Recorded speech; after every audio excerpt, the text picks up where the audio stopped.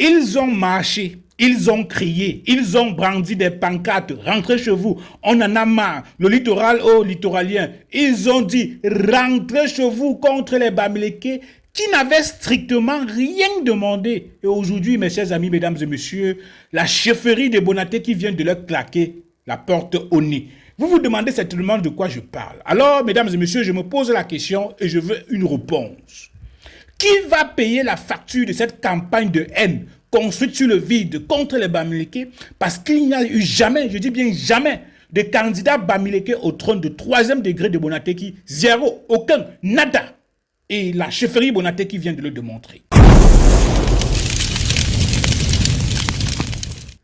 Mesdames et messieurs, bonjour et bienvenue sur Cameroun Investigation. Enchanté, moi c'est Brice. Si vous êtes nouveau ici, je vais vous demander, s'il vous plaît, de vous abonner et surtout d'activer la cloche de notification pour toujours rester alerté de nos prochaines vidéos. Vous vous demandez certainement que mais le gars s'il parle de quoi? Pourquoi il parle de Bonateki? Pourquoi il parle des Sawa? Pourquoi il parle avec autant de voix hautes? Alors, mesdames et messieurs, il y a un communiqué là, une correspondance que j'aimerais vous rendre publique, s'il vous plaît.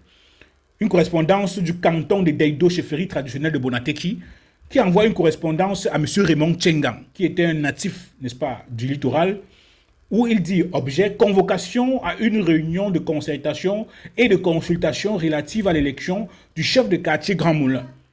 Monsieur, dans le cadre du processus de stabilisation institutionnelle et de préservation de la cohésion sociale au sein du quartier Grand Moulin, la chefferie traditionnelle de Bonateki a l'honneur de vous convier à une réunion de concertation et de consultation des dignitaires du dit quartier.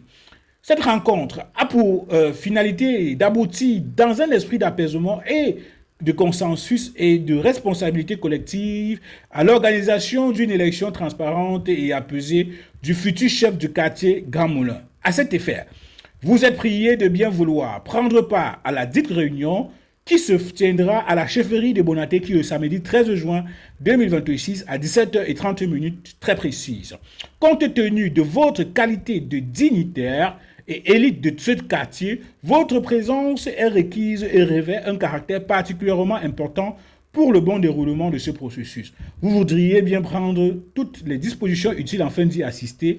Veuillez agréer, monsieur, l'expression de notre très haute considération. C'est signé le chef traditionnel de Bonateki, Sa Majesté Alain, c'est Ekwabouma Benjo. Vraiment, excusez-moi vraiment, Sa Majesté, parce que c'est le cachet nominatif est un peu flou. C'est pour ça que je n'ai pas pu lire votre nom. Vraiment, je m'en excuse. Ce n'est pas volontiers. Alors, mesdames et messieurs, vous comprenez pourquoi au début de la vidéo, je ne comprenais pas.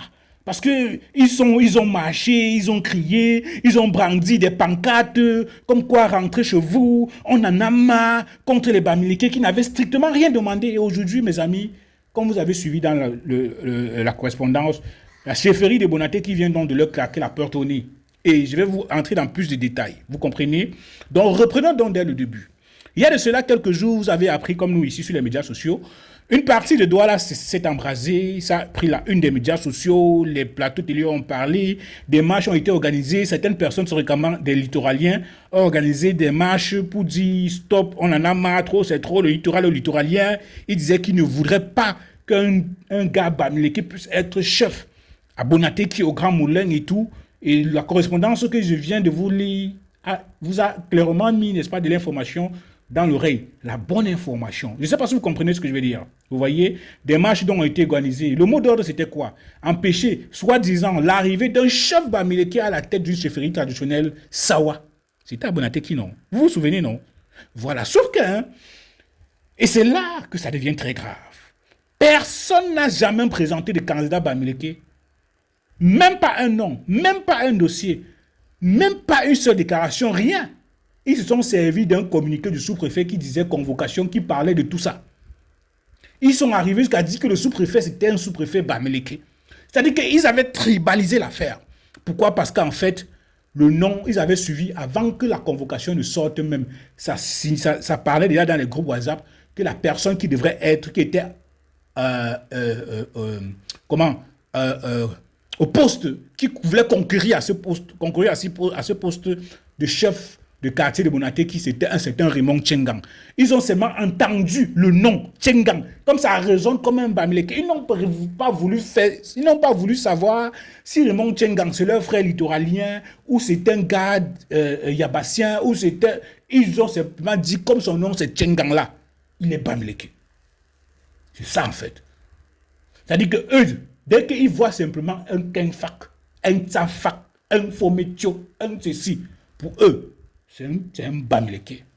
Ils ne veulent pas savoir si un parent, parce qu'il voulait honorer son ami qui est ressortissant yabassien, a dit bon, comme mon ami est yabassien, je vais l'appeler aujourd'hui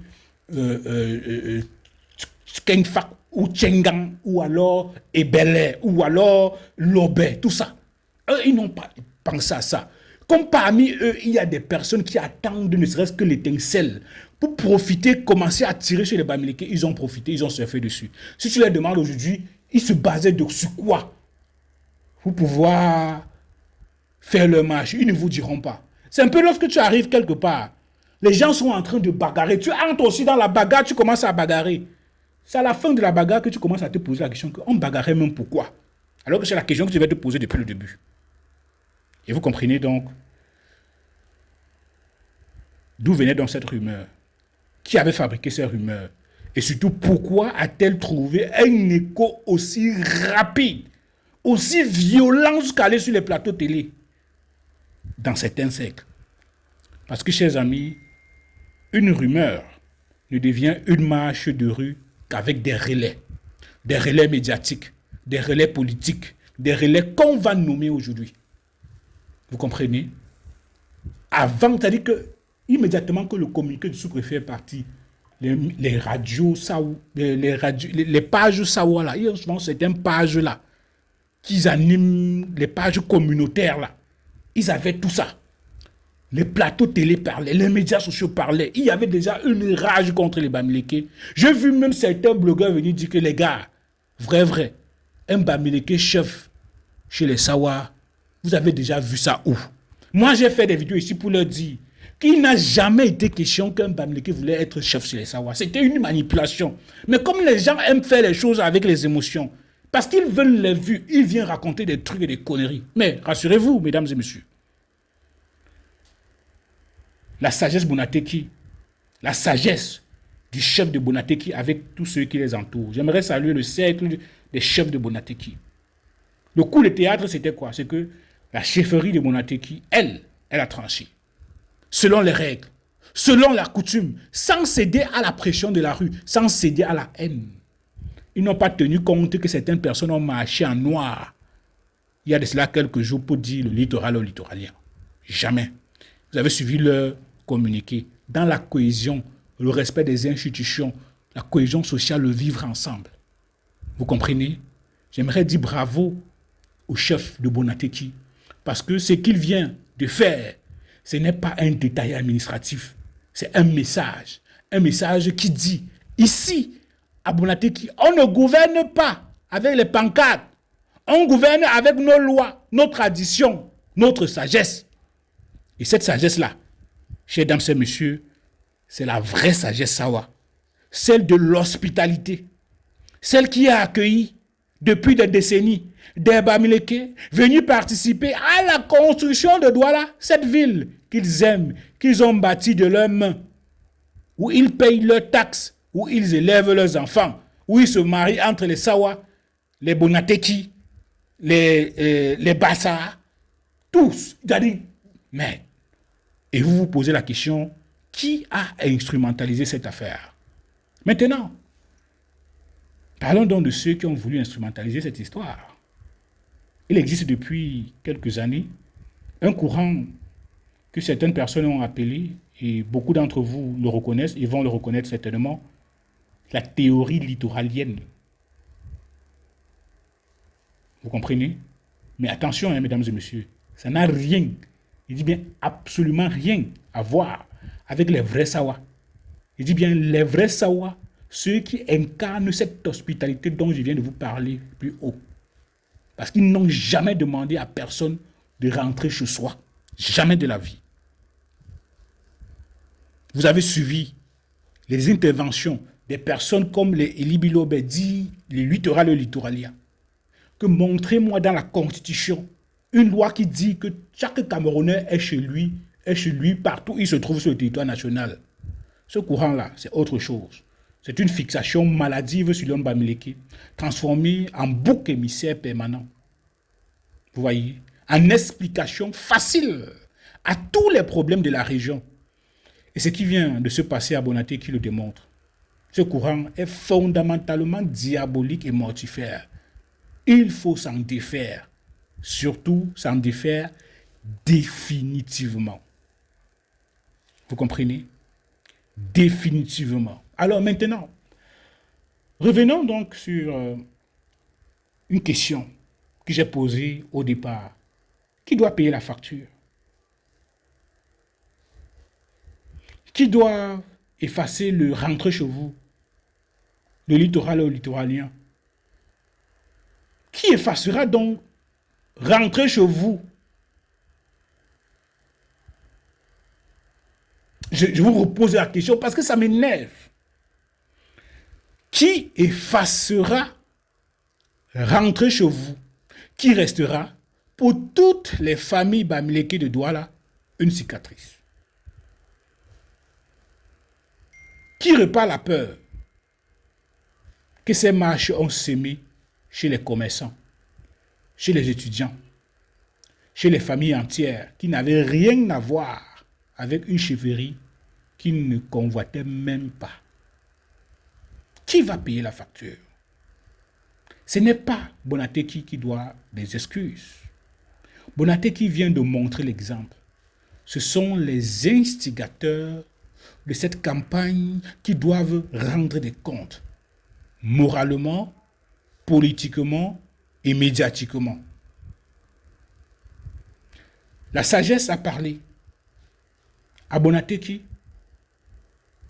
et elle a parlé clairement. Cette correspondance envoyée à Raymond Tchengang est une correspondance qui montre qu'il y a eu une concertation, il y a eu un dialogue, loin des marches, loin des trucs des réseaux sociaux. Parce que moi, j'ai comme l'impression qu'il y a comme une secte littoralienne là. J'ai comme l'impression qu'il y a comme une secte littoralienne, certaines personnes qui veulent absolument que le Cameroun s'embrase en commençant par le littoral. Quelles sont les preuves que ces gars littoraliens avaient? Ils se basaient sur quoi? Quel était le nom de ce candidat? Quel était le dossier de la personne? Parce que s'ils n'ont pas de repos à ça, peut-être il est temps pour eux de se taire définitivement. Parce que moi, je continuerai à défendre les Sawa, les vrais, les Beti, les vrais, les Ewondo, les vrais, les Bamenda, les anglophones, les vrais, les Bamileke, les vrais. Je continuerai à le faire. Parce que nous avons besoin de cette hospitalité-là partout. Cette unité-là partout. Vous comprenez? Et je continuerai toujours à défendre tout le monde, partout où il se trouve. Parce que nous voulons un Cameroun inclusif. Nous ne voulons pas un Cameroun exclusif. Je ne peux pas comprendre comment des personnes peuvent rester comme ça. Ils se marient pourtant entre eux. Lorsqu'ils ont des problèmes d'argent, ils se prêtent entre eux. Ils ont des enfants entre eux. Mais ils ont le courage et la force d'aller faire des marches et dire « Chez nous, c'est chez nous. Nous ne vous voulons pas chez nous. » Et pourtant, ils le font sur la base de rien du tout. Je dis de rien du tout. Allez poser la question à ces gars qui marchaient. Ils marchaient sur la base de quoi? Parce qu'ils ont bien communiqué quelque part. Il y avait un nom, Raymond Tchengang. Le nom, c'est Mang Tchengang. Vraiment, beaucoup de... Je dis chapeau à la chefferie Bonateki. Parce que ici, lorsque nous parlons tous les jours, nous ne voulons pas la division. Nous demandons simplement à vivre ensemble. Nous vivons déjà ensemble depuis des années.